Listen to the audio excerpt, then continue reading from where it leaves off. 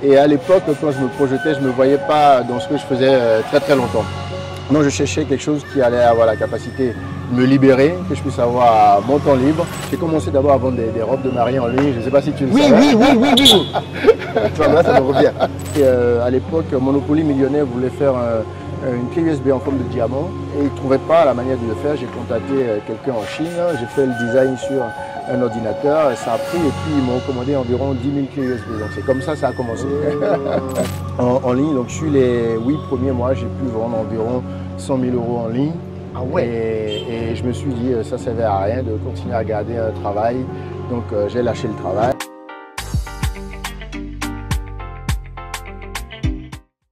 Bonjour Amos.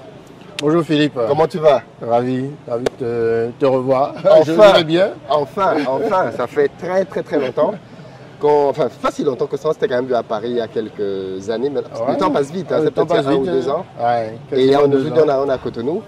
Et j'avais hâte de te présenter aux gens parce que tu es l'un des premiers ingénieurs que je connais qui a laissé tout ça pour devenir entrepreneur. À l'époque, on te prenait pour un... Et aujourd'hui, tu es installé au Bénin. Est-ce que tu peux juste te présenter déjà pour les gens qui ne te connaissent pas?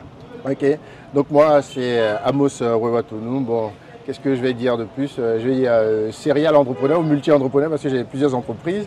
Je vais certainement répondre au fur et à mesure à tes questions. Mais les principales font dans quoi? Alors, les principales entreprises. Donc, il faut savoir que à la base, je suis ingénieur en génie civil. Donc, j'ai un bureau d'études dans le BTP où on va faire des maquettes numériques, on va faire du suivi et contrôle de chantier, de la conception aussi. Et en parallèle, j'ai développé il y a une dizaine d'années une entreprise dans les objets publicitaires. Donc, on a des ateliers de marquage où on va broder, sérigraphier, tampographier des gadgets. Et puis une troisième entreprise dans les équipements biomédicaux. Alors c'est un domaine totalement différent, mais je mène tout ça de front. Très bien. Voilà. Là où il y a l'argent, tu es là. Amos, bon, avant même d'en arriver concrètement à premier déclic, parce que comme je dis, je connais Amos depuis très longtemps, on se connaît depuis qu'on est étudiant d'ailleurs, on ne travaillait pas encore depuis très longtemps, célibataire, mince, sans ventre à l'époque. Mais ça fait très longtemps qu'on se connaît. Et toi, tu as commencé ta carrière. Et en plus, à l'époque, je me rappelle que tu avais un bon boulot. Si. Tu travaillais dans un grand groupe français. Exactement. Et tu avais un bon boulot, tu gagnais bien ta vie. Et puis du jour au lendemain, tu décides de te lancer dans une aventure entrepreneuriale pour faire des gadgets publicitaires. Exactement. Qu'est-ce qui se passe à ce moment-là qui te convainc de laisser un emploi bien rémunéré pour lancer une entreprise en France? Alors, il faut dire que moi, constamment, je me projette à 5-10 ans. Et à l'époque, quand je me projetais, je ne me voyais pas dans ce que je faisais très longtemps. Donc, je cherchais quelque chose qui allait avoir la capacité de me libérer, que je puisse avoir mon temps libre, d'avoir un impact social. Et puis, quelque part à l'arrière de ma tête, j'ambitionnais de rentrer au pays. Donc je cherchais, quelle que soit la chose qui pourrait me libérer de mon emploi à l'époque. Mais pourquoi? Parce que c'est là que c'est intéressant, parce que tu vois, de l'extérieur, on se dit, le mec il a un super boulot, il gagne très bien sa vie. Je crois que tu étais véhiculé, quelque chose comme ça. Si, j'avais une voiture de fonction. Tu avais une voiture de fonction. De l'extérieur, tout fait payer. Enfin, de l'extérieur, c'était le rêve, quoi. Et toi, de l'intérieur, tu te disais, il faut que je sorte de là rapidement. Oui, moi je voulais sortir le plus rapidement possible. Comme je t'ai dit, j'ambitionnais de rentrer parce que là-bas j'étais dans un train-train, boulot, dodo, métro, comme on a l'habitude de dire. Et quelque part, je ne voyais pas ma vie tout simplement limitée à ça.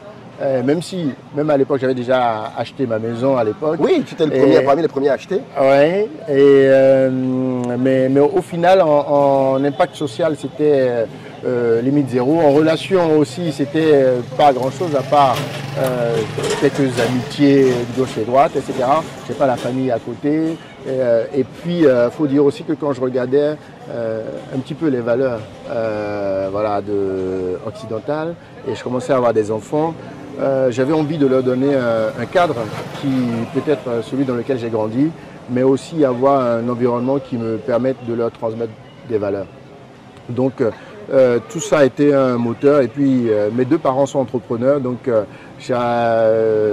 voilà, j'ai grandi avec des parents entrepreneurs, donc je voulais entreprendre. J'ai commencé d'abord à vendre des robes de mariée en ligne, je ne sais pas si tu le sais. Oui. Tu vois, maintenant ça me revient. Maintenant que tu dis ça, oui c'est vrai. J'ai essayé plusieurs choses. Ouais. Robe de mariée, C'est vrai, après business de nettoyage de voitures. Puis après, les objets publicitaires, ça a été un déclic parce que dans le BTP justement, toutes les fins d'année, on fait des cadeaux d'affaires, etc. Et je me suis dit, mais pourquoi pas?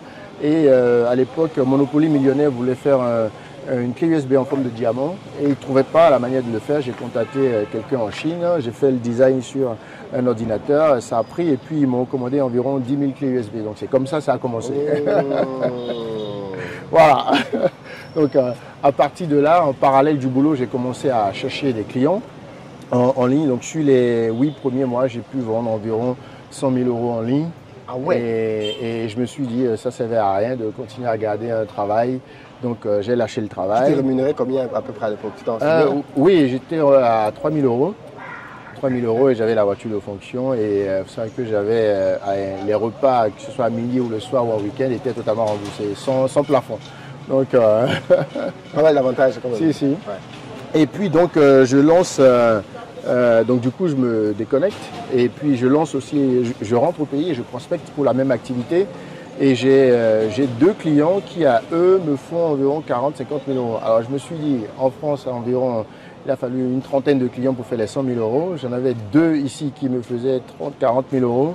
J'ai commencé à concentrer mon énergie ici. Je me suis dit, il faut mieux avoir peut-être moins de clients et plus de chiffres. Et donc ça a duré 2-3 ans. Et à un moment donné, je suis allé me refaire former dans ce que je faisais déjà, les maquettes numériques, le BTP. Et j'ai proposé mes services à des ingénieries en France. Et donc on a accroché, on a commencé à travailler. Donc du coup, je continuais de mener l'autre entreprise en parallèle. J'étais consultant avec, du coup, tu sais, boulot de consultant bien rémunéré chaque jour aussi.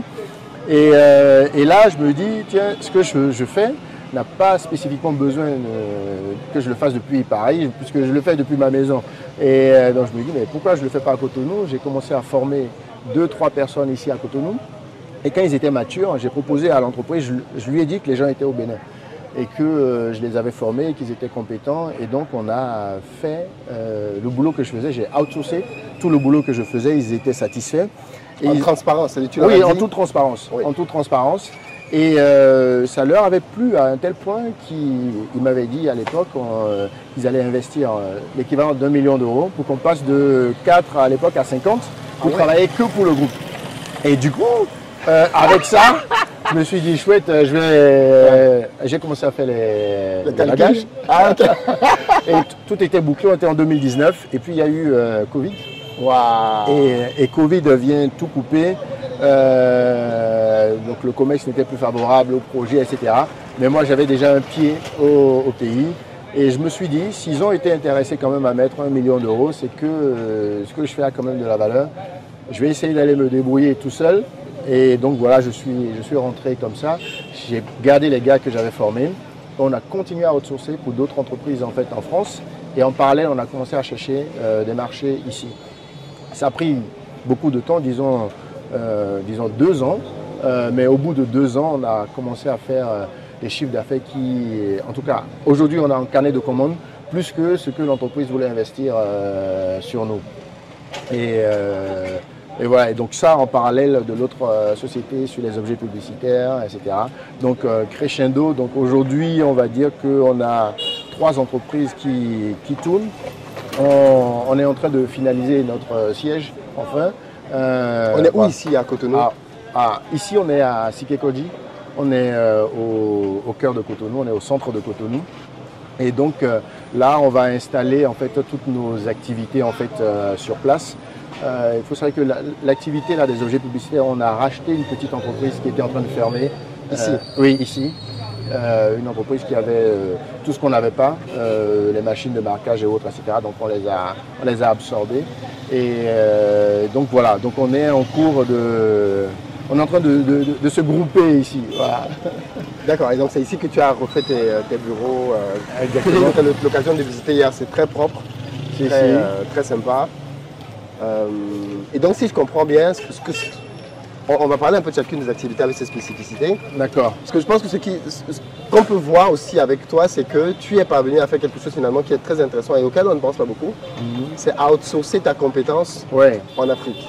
Si, si. La plupart du temps, les entreprises veulent, en fait, c'est ce que tu as peut-être compris, les entreprises cherchent à outsourcer. Généralement, on pense à la Chine pour les fabrications de produits, mais pour les prestations intellectuelles, je pense que beaucoup d'entreprises en Madagascar, à l'Inde. Mais je pense que naturellement, pour la France en tout cas, le fait que les pays africains parlent français est en réalité un vrai gros avantage sur lequel j'ai l'impression qu'on n'insiste pas assez. Qu'est-ce que tu en penses? Si. Effectivement, les sociétés françaises elles cherchent aussi à outsourcer. Le réflexe tout de suite, ce sont les pays du Maghreb. Mais il faut savoir aussi que ces pays-là aussi aujourd'hui sont saturés. Et jusque-là, en fait, personne ne leur propose en fait une offre qui soit, je veux dire, en termes de qualité équivalente peut-être à ce qu'elles peuvent trouver dans les pays du Maghreb. Donc, quand on a fait le proof of concept, quand on a montré que c'est faisable, qu'on n'a pas de barrière de langue, qu'on est quasiment dans le même fuseau horaire, c'est gros avantage. C'est un gros avantage. Et en fait, avant, disons que c'est peut-être des barrières mentales. Aujourd'hui, je me dis que les frontières ne sont juste que des formalités administratives à franchir. Parce que là, dans 2 semaines, on a 2-3 collaborateurs qui quittent ici pour une mission de 2-3 semaines. On va faire du scan, du lever. On va revenir ici, traiter, et puis on va livrer notre client. Donc c'est juste à un moment donné, il faut se dire que c'est faisable. Voilà. Après, je me suis dit, Cotonou, Paris, c'est 6 heures. Bon, Lyon, Paris, c'est 6 heures. Oui, en voiture. En voiture, oui, en voiture. Donc à partir de ce moment, quand ces verrous ont sauté, en fait, je dirais, dans ma tête, j'ai plus de limites. Donc cette année, on a continué à chercher du boulot en France. Donc on cherche en France, on cherche ici, on en cherche en Côte d'Ivoire. On a travaillé un peu en sous-traitant sur les maquettes numériques du futur métro d'Abidjan. Donc ça, ce sont des petites fiertés que nous avons ici. Et voilà. C'est fou quand même. Vous avez dit c'est fou, c'est dans le sens où tout est parti de toi en fait. C'est-à-dire que à quel moment tu t'es déjà dit même que tu pouvais outsourcer? Parce qu'à la base, c'était pas ça ton idée. Non, du tout. Alors l'idée d'outsourcer, elle vient lorsque je fais un MBA. Donc quand j'ai commencé à développer mes entreprises, vous savez, je suis un bon technicien et j'ai trouvé que j'avais quelques limites pour développer en fait mon activité. Donc j'ai voulu faire un MBA. Et quand j'ai été faire le MBA, c'est là que l'idée m'est venue et que j'ai eu le déclic. J'étais dans un environnement autre que la technique, autre que ce que je faisais. Et voilà. Donc, il faut dire aussi, alors voilà, pendant ce MBA, j'ai visité une entreprise au Maroc qui faisait de l'outsourcing et ils employaient 10 000 personnes au Maroc. 10 000 personnes. Ouais, 10 000 personnes. Et l'année où nous les avons visités, ils venaient d'ouvrir au Cameroun. Et au Cameroun, ils avaient embauché 1000 personnes la même année-là au Cameroun. C'est pas possible. Quelle force de frappe. Voilà, donc tout ça m'a inspiré. C'est fou quand vous avez des Marocains, ils saturent leur pays, ils vont chercher de la main d'œuvre au Cameroun. Exactement. Et ils te prennent 1000 gars direct. Non mais c'est très puissant. Exactement. Et ça, tu vois, c'est un gros moyen de faire rentrer de l'argent dans le pays. Si, totalement. Parce que le rapport en termes de coût, c'est, disons... ça n'a rien à voir. Ouais, ça n'a rien à voir. Pour l'entreprise en France, c'est le jour et la nuit. Voilà, c'est que du... Mais autre point, est-ce que tu n'as pas eu un peu de mal à amener les gars ici à adopter le niveau d'exigence occidental? Parce que souvent, c'est l'un des problèmes que l'on a, c'est que les gars ici, c'est pas que techniquement, il ne sait pas faire, mais il ne va pas avoir la même rigueur que ce que le marché occidental demande. Ça prend du temps. Ça prend du temps parce que du coup, il faut les confronter en fait à ça. Et puis, il faut leur laisser du terrain pour aussi faire des erreurs, etc. Donc, moi, au début, j'ai même laissé mes gars au contact des clients. Je faisais des calls, des visios ensemble, etc. Et là, tu vois, le déplacement, donc j'ai fait partie quelques collaborateurs. Tout ça pour qu'au niveau mental, au niveau de la manière de penser, de la manière d'agir, qu'il y ait une évolution, mais ça prend du temps. Mais ce qui est beau dans ça, c'est que quand tu as un noyau qui a pris, c'est terminé. Le reste, en fait, ils sont contaminés par ce qui existe déjà. Donc ceux qui viennent se greffer, ils sont obligés de suivre l'exigence qu'il y a déjà dans l'entreprise, etc. Mais pour les premiers, ça a été long. Ça m'a mis, je dirais, 2 bonnes années pour avoir des gens bons. Bon, ils étaient bons, mais le niveau de rigueur, le niveau d'exigence, tu vois. Et quand on fait un plan, il faut bien annoter, il faut mettre le cartouche là où il faut, voilà, les petits détails. Voilà, ça prend du temps, mais une fois que ça c'est fait, voilà, pour aujourd'hui c'est plus simple, c'est plus facile parce que les autres viennent se greffer à quelque chose qui existe. Et tes gars ont fait leur formation à Cotonou, leur formation académique? Oui, leur formation académique a été entièrement faite à Cotonou. Par contre, tu vois, ils ont eu un peu de la formation à distance sur de nouvelles technos. Parce que nous, on a introduit quelques nouvelles technos. Je crois qu'on est les seuls au Bénin à avoir un scanner 3D. Donc manipuler des nuages de points, ce n'est pas quelque chose de courant. Donc ça, je les ai formés moi-même. Après, on a eu de la formation à distance, etc. Et puis, des fois, c'est quand quelqu'un il lui manque une compétence, des fois, c'est qu'une formation d'une semaine, quelque part à Paris, il revient, il est équipé. Voilà. Et tu vois la différence tout de suite au niveau de tes offres, de ce que tu peux... Et quand tu vas aujourd'hui démarcher des entreprises, est-ce que tu es transparent sur l'outsourcing tout de suite pour leur dire ça va vous revenir moins cher, je le fais depuis l'Afrique? C'est un argument de vente. Oui, c'est un argument commercial. C'est un argument de vente. Alors ça, disons ça... À double tranchant? Non, ça dépend. Parce que quand je vais chercher de l'outsourcing directement, donc là je suis clair, et je suis transparent, etc. Mais finalement, je me suis dit, tu sais, les sociétés françaises, elles viennent ici avec leurs compétences, elles prennent des marchés ici et les exécutent. Je me suis dit, pourquoi est-ce qu'on ne ferait pas l'inverse? Donc nous aussi, en fait, aujourd'hui, on se positionne comme eux, on va chercher certains marchés en direct. Et là, je ne parle pas de... Enfin, je ne dis pas que je le fais à distance, etc. Mais tu le fais avec une boîte en France ou une boîte ici? Ma même quand boîte... tu outsources. Enfin, quand tu vas démarcher... Oui, non, l'entreprise est aussi immatriculée en France, donc je fais directement avec ma société en France. Comme ça, voilà, il n'y a pas de... Voilà. C'est invisible. Ok, d'accord. Voilà. Mais après, quand l'exécution du contrat a commencé, bon, après, on a les outils aujourd'hui. Si tu es sur Zoom, à la limite... Si. Et puis, s'il faut aller même physiquement à une rencontre, c'est pas compliqué. En fait, c'est là où le Covid a été intéressant. Oui. C'est qu'il a démocratisé le fait que les gens travaillent à distance. Absolument. Que les gens travaillent de chez eux. Absolument. Et que les réunions physiques, on n'en a plus besoin tout le temps. Si. Ah, c'est génial. Non, mais c'est génial. Et c'est quoi, tu es ton principal commercial? Est-ce que tu as une équipe commerciale en France? Comment tu procèdes? Disons qu'aujourd'hui, pour l'activité d'outsourcing, etc., je suis jusqu'à aujourd'hui le principal commercial, on va dire. On a actuellement une personne qui est en formation pour être, disons, technico-commercial. Donc, il est en train d'évoluer sur la partie technique, etc. Quelqu'un qui a une bonne fibre commerciale, mais à qui il manque la technique. Donc, oui, dans tes métiers, tu dois savoir de quoi tu parles. Exactement. Donc ça, disons, c'est notre next step. Ouais. Après, ce qui a été vrai pour moi, était vrai pour mon épouse aussi, qui est dans la comptabilité. Ouais, parce que du coup, elle aussi est rentrée, a travaillé à distance pour une entreprise française, etc. C'est le même business model finalement. C'est le même business model. Avec de la comptabilité. Ouais. Ça veut dire qu'en fait, ça peut se faire sur plein de métiers. Ça peut se faire sur un tas de métiers où on n'a pas spécifiquement besoin d'être physiquement présent. Et voilà. Alors, ici à Cotonou, parce que ça va être drôle ça. Tu bosses avec des boîtes en France, donc tu es normalement supposé travailler avec un niveau d'exigence plus élevé. Ouais. Est-ce que tu trouves que ça t'ouvre des portes ici ou pas du tout? Ici, là, c'est le relationnel, il faut connaître les gens. Tes histoires de France, là, c'est pour toi. C'est quoi les réalités commerciales en Afrique? Au début, tu sais, je veux dire, avec ma mentalité là, j'étais sûr que ça allait m'ouvrir. Tu es le plus compétent. Mais j'ai vite appris que voilà, il fallait que je redescende, que je m'adapte, que le relationnel est très très important. J'ai appris tout ça ici.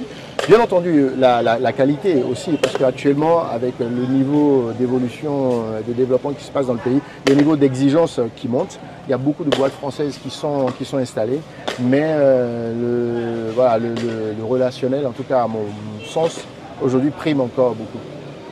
Alors, le Bénin est un grand chantier, je veux dire, Si. même si beaucoup de choses ont déjà été faites, ça reste un pays où tu as des grues à gauche, à droite qui travaillent. Déjà une première question pour toi, ensuite on va arriver sur le Bénin. Tu n'as pas la tentation de basculer dans la construction? Tu es concepteur, tu peux construire. Ton métier de base en France, je crois que c'était tu travaillais sur des chantiers. À la base, tu étais contrôleur dans des chantiers. Donc tu as touché la construction du doigt. Tu n'as pas la tentation de basculer en constructeur? Si. C'était la réponse. J'y ai résisté pendant longtemps, parce que, enfin, pour diverses raisons. Je trouvais que ce que je faisais était plus cool et que voilà, construire directement, ça nécessite déjà beaucoup plus d'énergie, tu as plein d'acteurs et autres, etc. Mais actuellement, on est en train de travailler sur une offre, disons, plutôt de contractant général, où on va faire de la conception-construction. C'est-à-dire on va concevoir, on va livrer clé en main. Complètement.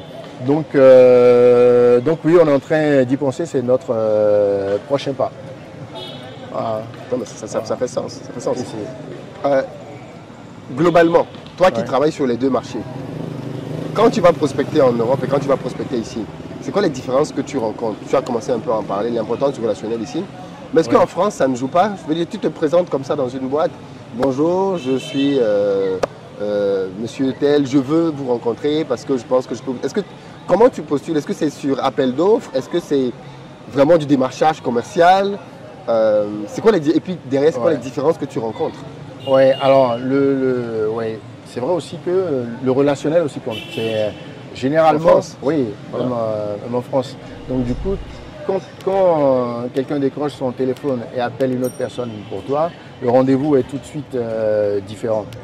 Je dirais même que ça se fait principalement comme ça. Donc généralement, quand je veux aller prospecter, parce que nous, d'ici, on va prospecter par exemple au Togo, cette année, on va essayer d'autres pays aussi. Avant d'y aller, je contacte déjà mes clients actuels, je leur dis, je vais aller dans tel pays, je sais que vous avez été là-bas, est-ce que vous pouvez me mettre en contact avec des gens, etc. Et ça se fait comme ça. Après, en France, on fait aussi des appels d'offres. C'est un peu plus laborieux, on finit par en gagner, mais là où le marché se trouve, c'est quand même via les relations. Les relations, les références qui sont passées, la qualité que tu peux montrer. Ça prend du temps, mais quand ça se fait, c'est bien. Mais tu sais qu'on m'avait dit, il y a une étude qui disait que plus de 80% des emplois se trouvent via le réseau. Ah ouais. C'est pas bien la postulation en ligne là. C'est fou, hein. Et maintenant que je suis en train de je me rends compte que c'est vrai que la plupart des gens que j'ai recrutés, c'est quelqu'un qui m'a appelé pour dire j'aime mon gars, j'aime mon ceci. Certains sont bons, tu les gardes, d'autres sont pas bons, tu t'en sépares. Mais l'importance du coup de fil, c'est souvent là. Ça change tout. Et tu vois que ce soit en France ou ici, cette logique de la relation est importante. Du coup, comment tu fais donc pour avoir tes premiers clients? Parce que les premiers qui te font confiance. Oui. Alors, sur la partie outsourcing, mon premier client était du coup mon employeur à l'époque.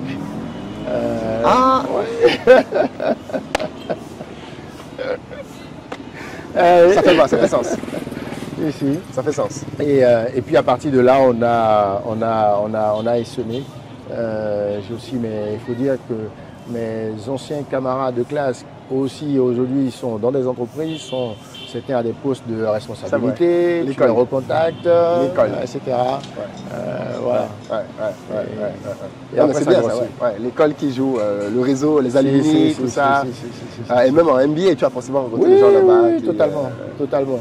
Qui te servent de réseau après. D'accord. Tu es rentré avec toute ta famille. Oui. Ça fait combien de temps maintenant? Alors on doit être dans la 4e année. Hein. Quels sont tes constats? Je veux dire, toi qui as maintenant fait réellement le Back to Africa, c'est quoi tes constats? C'est-à-dire que 4 ans après, est-ce que tu te dis c'était vraiment la bonne décision à prendre ou alors tu es un peu mitigé en toute transparence? Oui. Alors 4 ans après, moi je suis totalement satisfait et je suis content d'avoir fait ce choix-là à ce moment-là. J'avais plus peur, disons, pour mes enfants. Et cette année-là, disons, récemment, on a été en vacances en France et je leur ai posé la question, alors, maintenant, actuellement que vous êtes en vacances en France, vous préférez quoi, Cotonou ou Paris? Et les enfants m'ont dit sans hésiter Cotonou. Et ils m'ont dit, il y a juste une chose qui nous manque à Cotonou, c'est le McDo. Bon. C'est pas toi qui dis ça, mais peut-être une idée business. Mais il faut dire que voilà, les réalités sont différentes. On a un impact social qui est plus important et puis on a la possibilité d'avoir du relationnel, d'évoluer socialement, tu vois, de voir la famille, etc., d'avoir un cadre qu'on n'avait pas à Paris, d'avoir aussi un certain niveau de vie différent de celui qu'on avait à Paris. Et tout ça compte. Donc disons que ouais, la vie ici, tu sais, parfois je me suis dit hier quand on s'est vu, j'ai vu ta maman, mais on a fini par ne même pas, surtout dans la diaspora, normaliser le fait que c'était normal de vivre aussi loin de ses parents. C'est pas vrai en fait. C'est pas vrai. Avoir sa maman, son père que tu peux rencontrer le soir, déjeuner ensemble. Si elle a un pépin, tu peux intervenir tout de suite. Exactement. Qu'est-ce que ça te fait, toi qui as vécu à l'étranger un certain nombre d'années, de revivre ça finalement au quotidien? Si, j'ai réappris à vivre. Je m'étais habitué en fait à être à distance et un coup de fil le samedi soir en fin de semaine, etc. Tandis que là, je dirais, on se voit avec la famille, que ce soit les frères et les sœurs, régulièrement toutes les semaines. Et pour mes enfants, c'est un épanouissement total parce que j'ai vu que je privais mes parents de mes enfants. Oui, c'est vrai. Ouais. Ouais. On ne s'en rend pas compte, oui. Si. Pour les grands-parents, les petits-enfants, c'est une deuxième manière d'être parent, quoi. Exactement. Et voilà. Et rien que pour ça, en tout cas, moi, mes enfants, toutes les semaines, ils sont en train de demander d'après les grands-parents.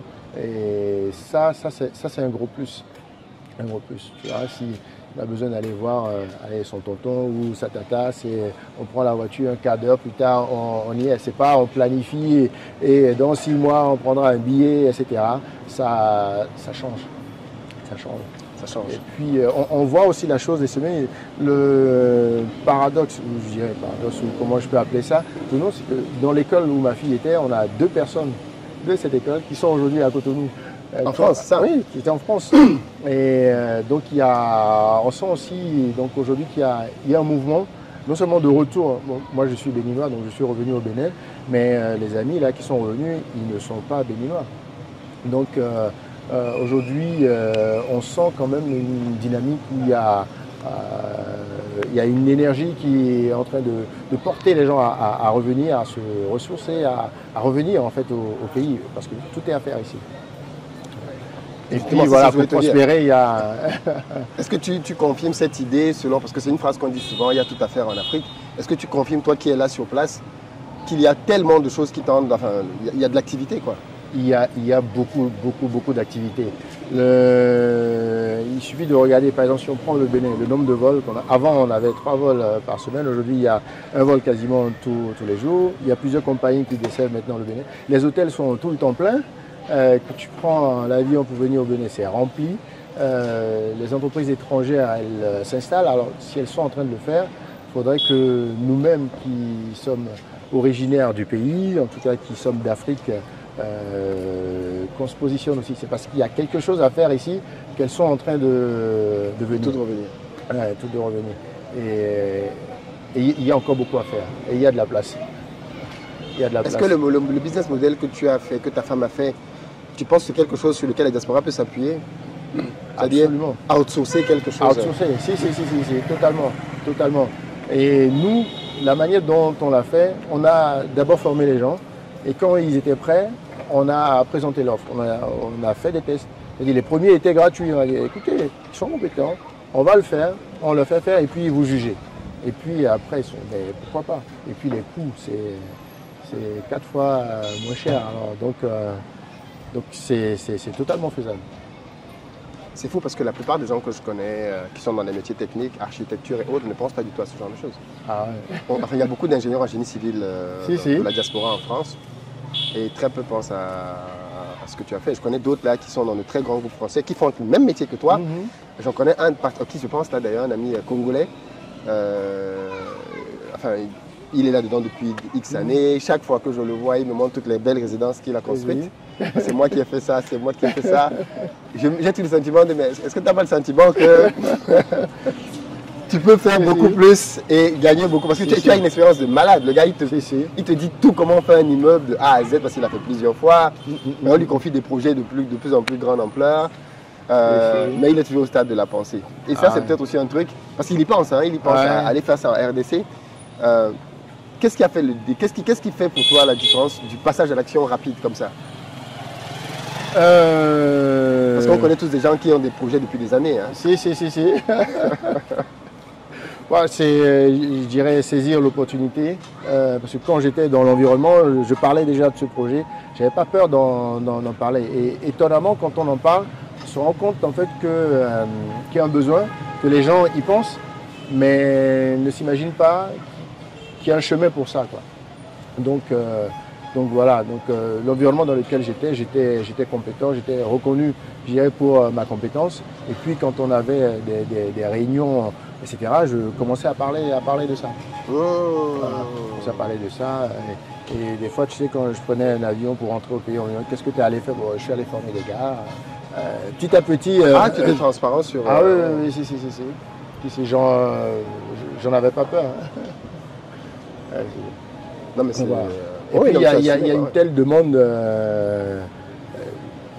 c'est réplicable. Et je pense dans plusieurs pays. C'est dans plusieurs domaines. Oui, c'est dans plusieurs domaines. Toi qui es dans le domaine de la construction, tu as dit une chose tout à l'heure qui est assez intéressante, c'est qu'il y a beaucoup d'entreprises françaises qui sont ici. Ouais. On le dit souvent, mais l'Occident est saturé dans beaucoup de corps de métier. Ouais. Et beaucoup de boîtes en Europe cherchent des débouchés ici, en Afrique, pour venir faire du business, ainsi de suite.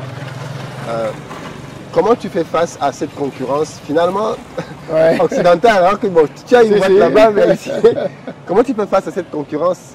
Est-ce que tu as le sentiment que, en tant que Béninois, les décideurs, les donneurs d'ordre, ainsi de suite, est-ce qu'il y a le sentiment, comme on peut l'avoir au Nigeria, de préférence nationale? C'est-à-dire que, bon, on donne ça au petit Amos là, même si... Ou alors tu penses que c'est pas forcément ça la logique qui prévaut? Pas encore. Je dirais que... alors aujourd'hui, disons que c'est plutôt hybride ici. L'environnement est plutôt favorable au couple, quoi. Hybride, occidental, local. Préférence nationale, peut-être pas encore. Peut-être à cause de mauvaises expériences passées avec les entreprises locales, etc. Les entreprises internationales, elles sont aussi ouvertes en fait au partenariat, au fait de se mettre ensemble. Et donc, moi, j'ai continuellement fait ça. Donc, je les ai approchés moi-même. Je travaillais avec vous, j'étais là-bas, je suis ici, vous êtes ici, qu'est-ce qu'on peut faire ensemble? Voilà. Et ça leur parle. Ouais, c'est très intelligent ça, parce qu'au final, eux-mêmes, ils ont besoin d'une forme de couverture. C'est-à-dire qu'ils préfèrent en mode, plutôt que d'aller postuler tout seul, je vais dire, bon, je suis en partenariat avec un local. Absolument. Et ça fait mieux. Et ça, c'est une très bonne idée que tu as eue. Absolument. Et mais avant ça, j'avais essayé en front tout seul, tu sais, je suis revenu à la France, je suis compétent et autres, etc. Je postule, mais ça n'avait jamais, ça n'avait pas porté ses fruits. Ah non, ça n'a pas porté ses fruits. Puis j'ai commencé à faire d'abord de la sous-traitance, je parle ici, de la sous-traitance pour ces entreprises françaises. Et puis quand on s'est présenté à deux, ça a matché.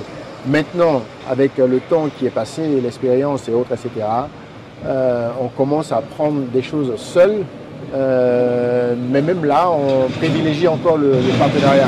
Parce qu'avec le poids de ces entreprises françaises, on a la capacité d'être sur des projets plus importants, plus gros et aussi plus challengeants, plus techniques, etc. Donc oui, le partenariat. Alors, est-ce qu'il y a, j'imagine, une logique ici au Bénin? Parce que l'une des choses qui me choque beaucoup dans nos villes, c'est le désordre urbain. C'est-à-dire, tu as un R+10, à côté, tu as une petite maison. Juste après, tu as un R+3. Juste à côté, tu as une boutique. Ce désordre-là qui fait que... Et pourtant, en Europe, tu vois bien que dans ce quartier-ci, on construit comme ça, ainsi de suite. Est-ce qu'il y a cette logique-là? Est-ce que le Bénin se dirige aussi vers ça? Ou alors pas du tout? Non, le Bénin se dirige vers ça. Le problème dont tu parles, c'est parce qu'il n'y avait pas vraiment de plan d'urbanisation. Aujourd'hui, le Bénin est dans cette démarche-là. Il y a des plans qui existent, il y a des restrictions qui existent par zone. Tu as des zones où tu ne peux pas faire plus de 4 étages. Ça construit très bas ici, j'ai remarqué. Il n'y a pas de grands immeubles. Enfin, très peu. C'est une volonté en fait. Alors, est-ce que c'est pas que ça soit une volonté, je veux dire, politique, autre, etc. Je pense que, tu sais, on dit que les ours polaires sont au nord, l'environnement est blanc, ils sont blancs. C'est juste que l'environnement, c'est que personne n'a fait d'aussi haut immeuble, donc personne finalement ne s'y projette. Waouh! Mais dans la zone, on va dire tout autour de l'aéroport, il y a une limite sur la hauteur des immeubles. Il y a un plan d'urbanisme qui est mis en place aujourd'hui, en tout cas sur le Bénin. Et puis, on commence à corriger, disons, des erreurs passées. Tu vas voir que, si tu as vu, là, dans Cotonou, il y a, par exemple, des marchés qui sont installés dans les quartiers et autres. Tout ça fait partie de ce plan-là qui est mis en place par le gouvernement actuel, qui est pensé par le gouvernement actuel et qui vise à corriger en fait des erreurs du passé.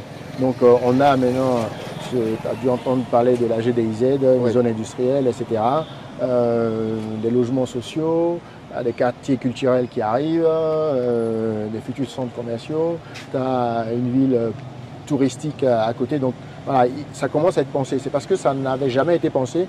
Chacun a sa parcelle, il construit comme il veut. Mais aujourd'hui, il y a des limites, il y a des restrictions. Excellent. On va sortir en parlant d'un aspect un peu plus personnel. Enfin, tu es public aussi. Tu es pasteur, accessoirement. Accessoirement.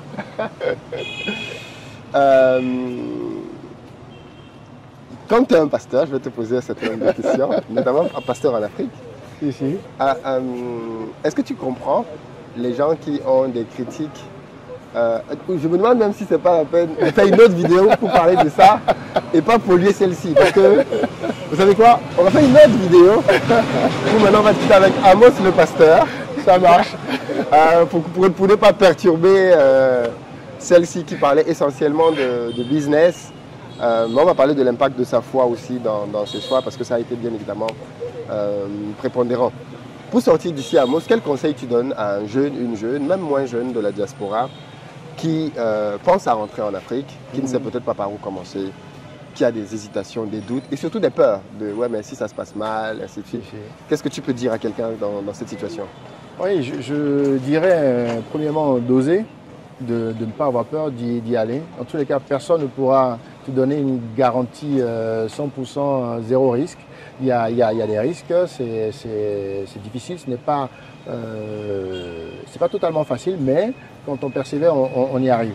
Donc il faut oser, il faut commencer à essayer, il faut faire un proof of concept, il faut faire quelque chose rapidement qui est testable, qui est vendable le plus rapidement possible, sans trop investir. Il ne faut pas venir louer 100 mètres carrés, mettre 10 bureaux, etc.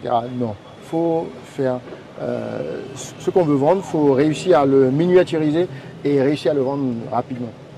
Et tester quoi, tester et oser. D'ailleurs, dans le même cas, ta sœur est aussi en train de je l'ai vu hier. Si. Après beaucoup d'années en France. Après beaucoup d'années, encouragée maintenant par, disons, mon histoire, parce que finalement, etc. Parce que finalement ça se fait. Ça se fait. Et mine de rien, tu l'as dit un tout petit peu tout à l'heure en parlant des valeurs occidentales, qu'est-ce que ça fait d'être... J'ai discuté hier avec quelqu'un dont je tairai le nom ici, quelqu'un d'assez public, qui disait qu'à la fin de la journée, il se rend compte qu'il faut arrêter de forcer pour se faire accepter. Et il réalise qu'il a donné un pays africain, que c'est là chez lui. C'est fou parce que c'est quelqu'un qui, quand tu le vois, il est plus français même que les Français. Il est intégré au plus haut point dans le travail qu'il fait. En fait, tu sens que c'est quelqu'un qui a tous les codes de la société française. Et que lui te dise que il se rend compte, plus il monte, qu'il n'est pas chez lui. Et que finalement, le chez lui, c'est son pays en Afrique. Ça m'a fait une claque. Et je me suis dit, mais est-ce que qu'il n'est pas chez lui ou... En fait, il ne se sent pas chez lui en France. C'est-à-dire que oui, d'accord. malgré tout son succès, l'argent qu'il gagne, il gagne beaucoup d'argent. Mais plus il monte plus il se rend compte qu'en fait, je ne suis pas chez moi ici.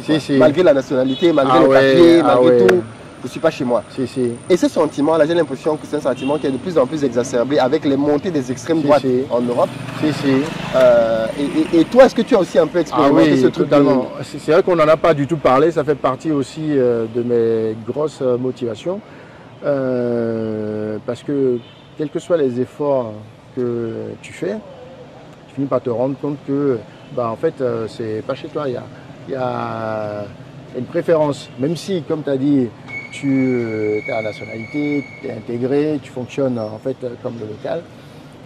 Donc, moi j'ai vécu et subi plusieurs frustrations et dans tous les cas, je me suis toujours imposé, disons, par la qualité. C'est parce que ce que tu fais surpasse de loin ce que les autres font que finalement tu survis, tu existes et que tu as une place.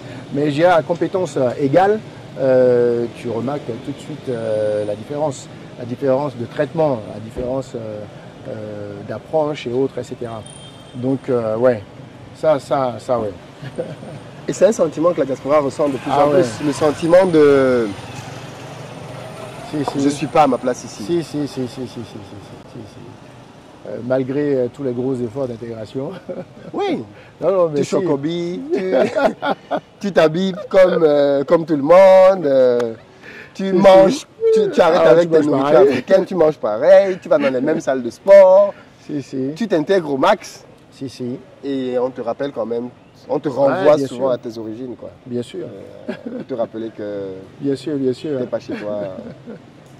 Tes ancêtres, ce n'est pas les Gaulois. Si.